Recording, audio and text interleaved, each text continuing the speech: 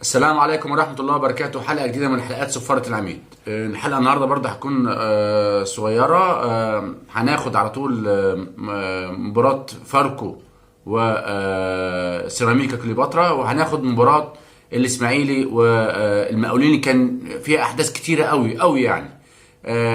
هنبدأ الأول بمباراة فاركو ونخش في الحلقة على طول. هنبدأ الأول بمباراة فاركو وسيراميكا كليوباترا اللي أدارها الحكم محمد العتباني. هنلاقي إن المباراة يعني ما فيهاش أي أحداث. انتهت بالتعادل 1-1. أدار محمد العتباني بكفاءة، تميز بلياقته البدنية العالية بجانب كل كورة، سمح بالالتحامات كتير. ممكن يبقى فيه خطأ أو خطأين إنما غير مؤثرين. عاوز أقول لمحمد العتباني من الحكام القليلين جدا جدا، يمكن ادار حوالي 12 مباراه في الدوري الممتاز، ما راحش الفار الا مره واحده بس، اللي فيها كانت زي كره الزمالك والداخليه اللي كان محمود ناجي كان لابد يطلع بيها عشان هو اللي ياخد القرار. هي دي حصلت في مباراه انبي وجاب جون في الدقيقه 86، كانت الموسم الماضي على ما اظن، وكان فيها تاثير. وطلع الفار كلمه قال له يا محمد اعتبرني تعالى انت عشان فيها تاثير، تعالى خد انت القرار بنفسك. وخد القرار بكل شجاعه، وكانت فعلا كان فيها موقف تسلل عباره عن تاثير، ولغى الهدف ده. فده من ضمن الحكام محمد العتباني اللي ما راحوش للفار خالص في طوال 12 مباراه. حتى ركله الجزاء اللي حسبها في المباراه كانت ركله جزاء صحيحه، والفار عمل عليها تشيك واداله كونفيرم انها ركله جزاء صحيحه، انما كان يتميز باللياقه البدنيه عاليه وبجوار كل كوره.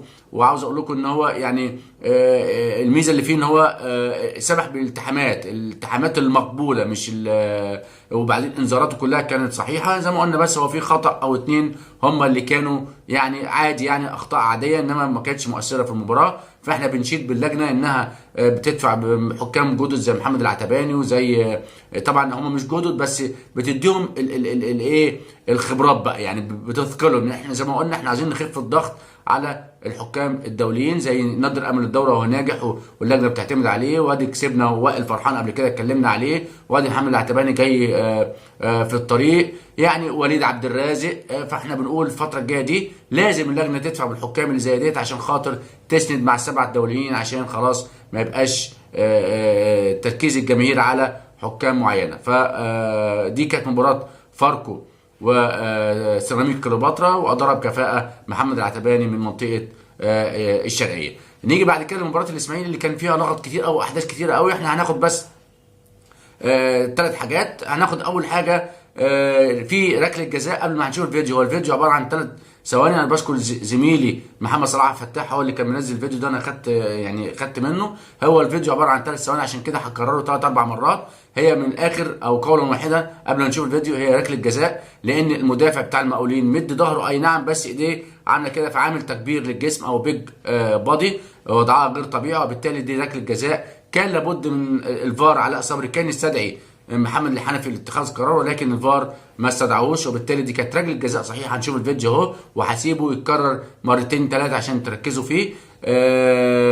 ركله جزاء كان لابد ان القاعد على الفار علاء صبري. وانا بقول يا جماعه مباراه زي دي اهم على فكره من المنافسه على القمه، لان المباراه الفرق الشعبيه زي الاسماعيلي، وخاصه ان وضعه في الجدول صعب جدا ويحتل قاع الجدول، فكان لابد ان يكون قاعد على الفار حكم من الحكام التقيله اللي لها اسم، فهمتني ازاي؟ انما علاء صبري لسه جديد، وبعدين خبراته كحكم ساحه طبعا مش موجوده. انا مش بهاجمه، بس انا بقول على الاقل تعيين اللجنه كان لابد في مباراه زي دي ان انا اجيب حكم فار يكون تقيل وعنده خبرات، على الرغم اللي هو علاء صبري واخد اكتر من الحكام الدوليين. يعني علاء صبري واخد 8 مباريات فار، الحكام الدوليين زي وائل فرحان والناس دي كلها ما خدوش 8 مباريات.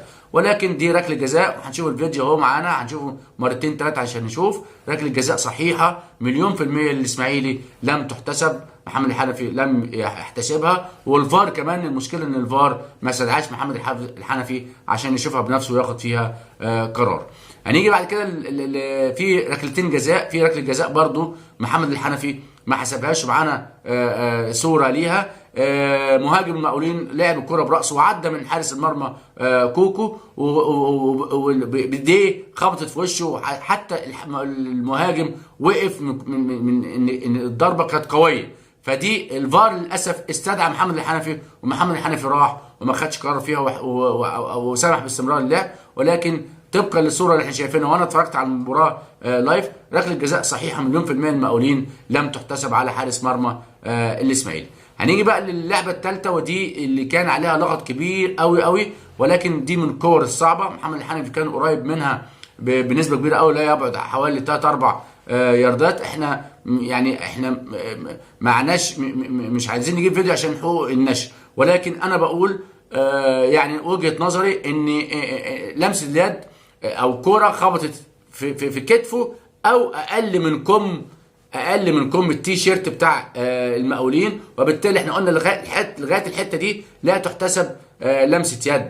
فهي كوره خبطت في المنطقه دي بالظبط، وبتدل على كده انها لو كانت خبطت ان هو زي ما الصوره كانت جايباها، لو خبطت ان هو كانت هترد عكسي، هتبقى قدام محمد الحنفي على طول، او هتقف مكانها تنزل تحت منها. ولكن الكوره مشيت موازيه لكتف لاعب المقاولين، ده دليل على انها خبطه في البوز الكتف نهوت، او في اقل من الكم او اقل من الكم بتاع التيشيرت بتاع المقاولين. فدي مع احترامي دي يعني الفار كان فيها يعني خد قرار وشيك عليها، وبما معناه انها دي ليست لمسه يد، وبالتالي لا تحتسب ركله جزاء. انما المقاولين له ركله جزاء صحيحه، والاسماعيلي له ركله جزاء صحيحه في الشوط الاول لم تحتسب. انما يعني مش عارف، في علامه استفهام كبيره قوي يا جماعه على الفار.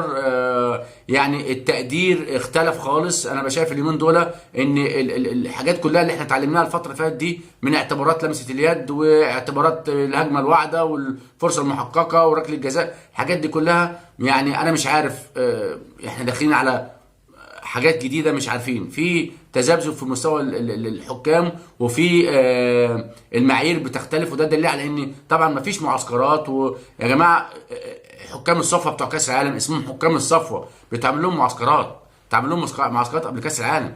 احنا ما تعملوش معسكرات، وما فيش اي ماده تثقيفيه ولا توحيد قرارات ولا الكلام ده كله. نرجع تاني لمرجوعنا ان الاسماعيلي له ركله جزاء في الشوط الاولاني مليون في المية على مدافع المقاولين لم تحتسب.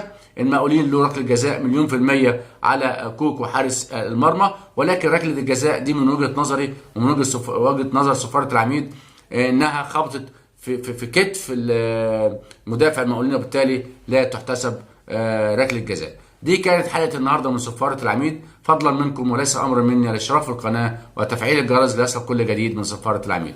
شكرا والسلام عليكم ورحمه الله وبركاته.